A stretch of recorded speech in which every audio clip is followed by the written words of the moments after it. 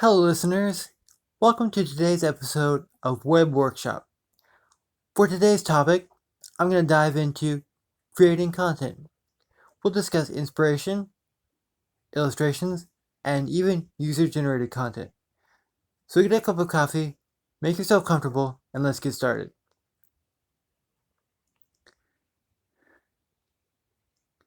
First off, inspiration. Your ideas are going to center around your subject matter. That takes care of a lot of it, since it's basically half of a conversation. Just imagine that you're talking to yourself without understanding the idea. Answering obvious questions will take care of a lot of your content. If you feel like you need more, then go ahead and share details you wish you learned at the beginning. And if this doesn't work, try talking with prospective visitors. Surveying users can give a lot of content and commonly asked questions or other useful ideas. Using these tips to produce your own first-class content, you should find all the inspiration you need.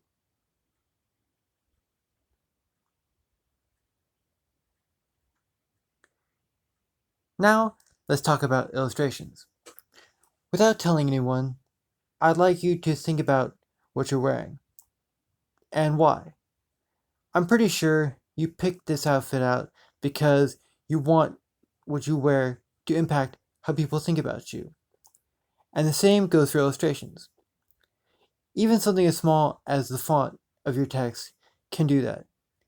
But most people think of pictures when they hear illustrations. Just like any other content, you want to focus on what makes your site special. So, if you can, find a photographer to take pictures of people using your products or services. If you can't, don't panic. Today, there's a huge library of stock images and photography that you can use.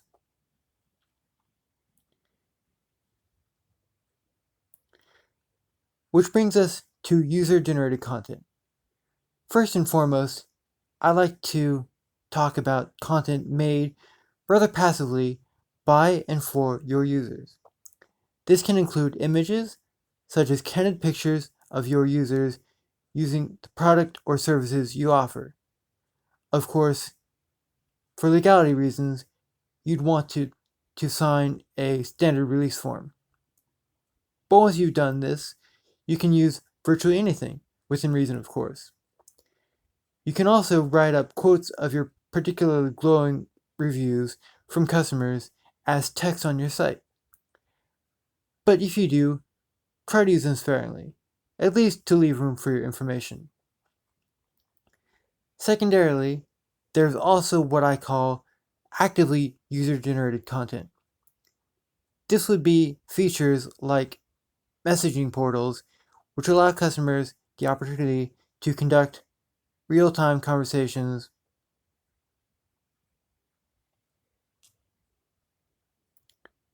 with your employees.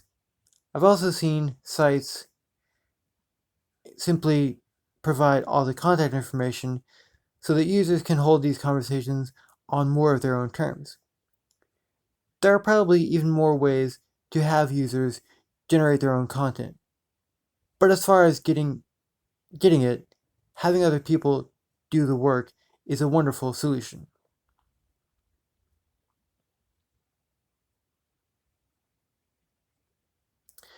You could also hire various people to work behind the scenes, making content for you. This is actually a fairly common solution. However, it does require caution.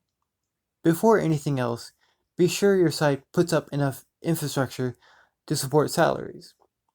Next, consider how much time you're willing to invest in making their ideas line up with your own. This brings me to my next point. It can be difficult in any situation to keep the voice and message of your site consistent over time.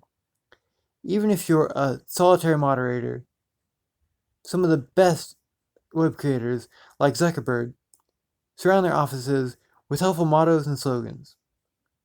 And when they hire people, they're careful to vet the new imaginations. And while you may not want to follow in their footsteps, surrounding yourself with helpful people and ideas can only strengthen your site.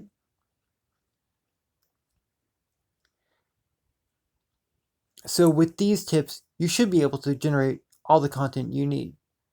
Of course, you'll want to refresh and reimagine your site occasionally. But following these concepts should make content a breeze. And on that note, it's time to start wrapping things up. I sure hope you've learned something new from these episodes, or if not, that you've enjoyed your time with me. But in any case, that's all the time that I have for today. So, go out there and make something awesome.